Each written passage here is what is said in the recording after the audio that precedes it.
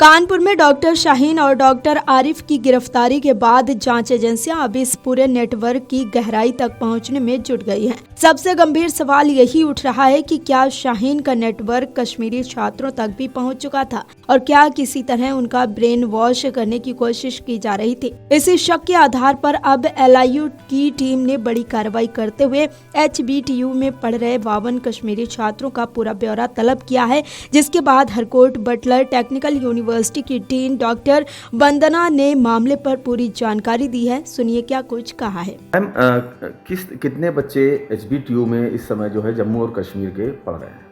जी, हमारे यहाँ पे करंट में 52 स्टूडेंट्स जो हैं फर्स्ट ईयर से जो एडमिशन लेके आते हैं फर्स्ट ईयर में JNK के हैं और लगभग 5 बच्चे और हैं जो लेटरल एंट्री के हैं। तो कुल मिला के 57 छात्र छात्राएँ हैं हमारे यहाँ JNK की।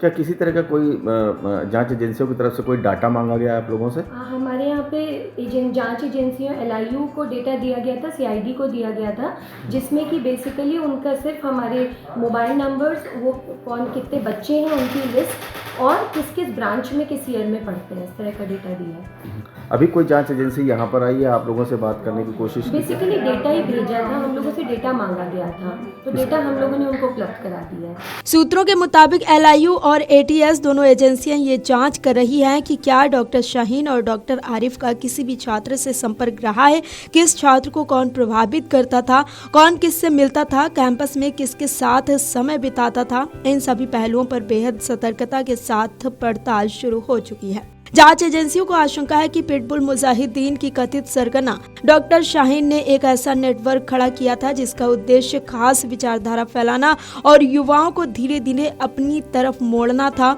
इसी संदर्भ में ये भी देखा जा रहा है कि क्या यही नेटवर्क कश्मीर से आए छात्रों तक भी पहुंचा था और क्या डॉक्टर आरिफ इस प्रक्रिया का एक सक्रिय हिस्सा थे। फिलहाल एजेंसियां दोनों डॉक्टरों के डिजिटल डेटा, मोबाइल चैट्स और संपर्कों की गहन जांच कर रही है।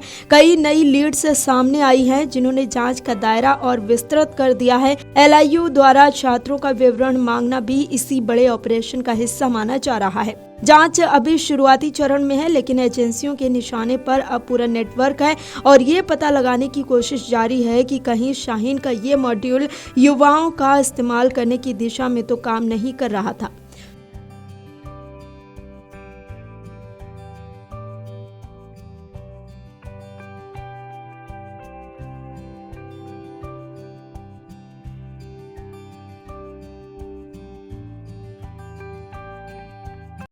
अगर आप ये वीडियो YouTube पर देख रहे हैं तो हमारे चैनल को सब्सक्राइब कर बेल आइकन दबाएं और Facebook पर देख रहे हैं तो हमारे पेज को लाइक करें।